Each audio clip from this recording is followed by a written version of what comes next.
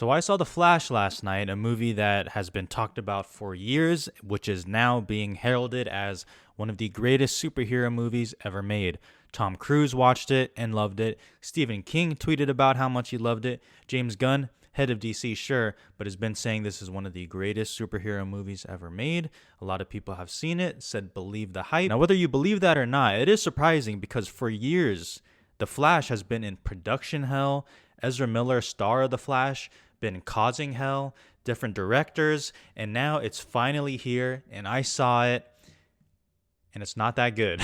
Now listen, for those who are, very much holding to The Flash, like very close to their heart, one, don't let me take that away from you, obviously. I mean, that goes with any movie.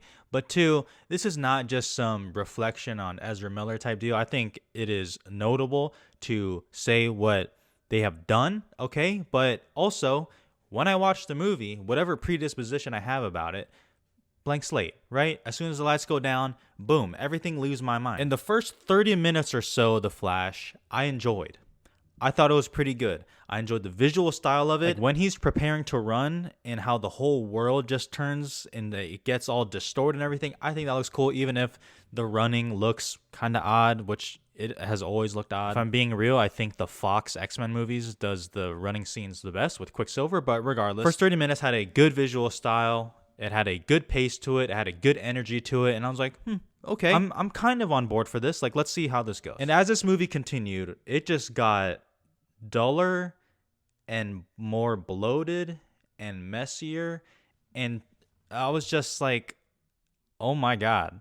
Let's start with a couple things. Let's start with the CGI. Now, I can forgive some bad CGI, right? I can do it. I understand how hard and pressed visual effects artists are and how fast they have to turn these out. I understand, especially with movies like this where it's so reliant on CGI. I can forgive some bad CGI.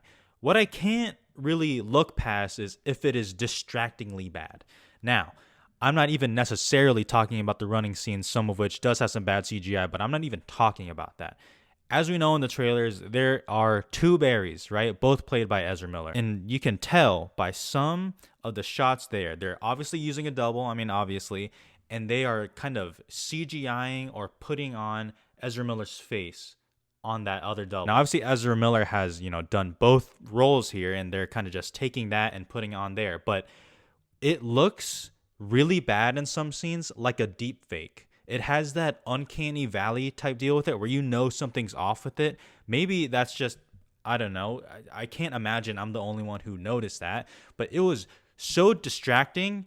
It really took me out of the movie every single time. And they do it frequently. But okay, that doesn't bother you that much. You know that, shooting with the same actor doing two roles, sharing the screen together, that's tough. Okay, that's fine. But even in battle sequences, it looks like a video game. And I saw the trailer for it and I was like, okay, like they're going to clean it up. They're going to clean up the visual effects, I'm sure. Nah, it's the same. It's the same. It doesn't look good, and it doesn't help that a lot of the fight scenes are in broad daylight where you can see it, where they can't really mask some of the visual effects. Okay, so that's tough, but okay, you don't care about visual effects that much, you can forgive it. Sure. This is one bloated movie.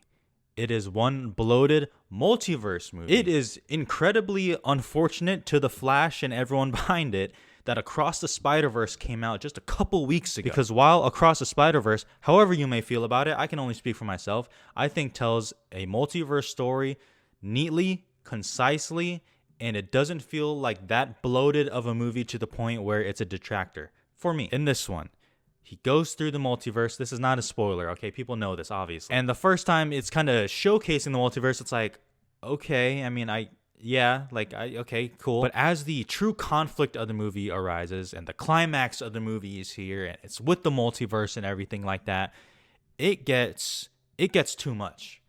It just gets too much.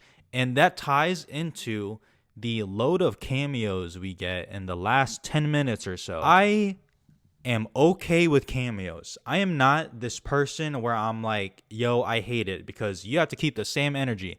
I haven't seen people complain that much about Across the Spider-Verse cameos. So if you can't complain about that, you don't like to complain about the MCU ones or DC's or whatever. But in this scenario, the cameos, I feel like are used just very cheaply and hollow.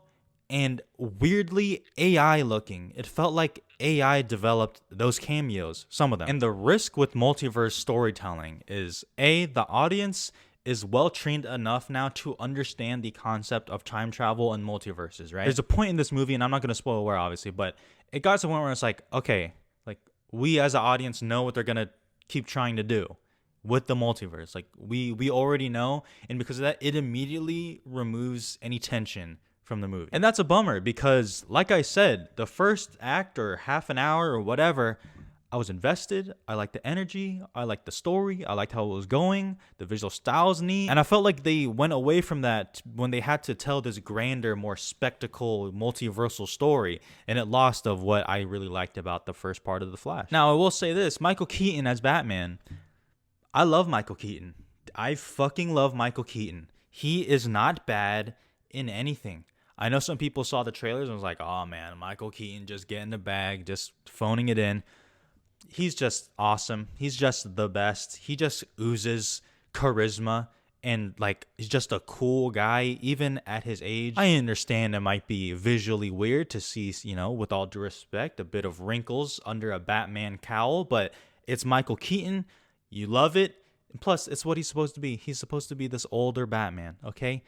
He's great. Ezra Miller is interesting here, and once again, I am just talking strictly about the movie here. It's a hard role playing two roles in a movie, right? That's just a hard task in general. I like Ezra Miller as one version of Barry, and the other version of Barry got very annoying. Maybe that's not a reflection on him and the performance necessarily. Maybe it's just on the writing and the characters. That's probably more what I attribute it to be honest. But man, I'm like, yo, I am going to sprint and flying Superman punch you or something. Like, oh my God. And for DC lovers out there, I don't really know how they're going to take this movie because obviously there's the Snyderverse characters in here. And then there's the new DC that they kind of want to go to maybe, I don't know, with James Gunn. And at the end of the movie, at the end of the post-credit scene, I'm like, huh. So while I like some parts of The Flash where it really picked up its energy, had a fairly good visual style, I think it lost all of that as soon as it started to tell the grander story. And because of that, I definitely lost interest. The Flash, 2 stars. You know, my last video, I ranted about Transformers Rise of the Beast. I could have ranted about this one a lot more, but, you know, we'll save that for another day. Thanks for watching. Bye.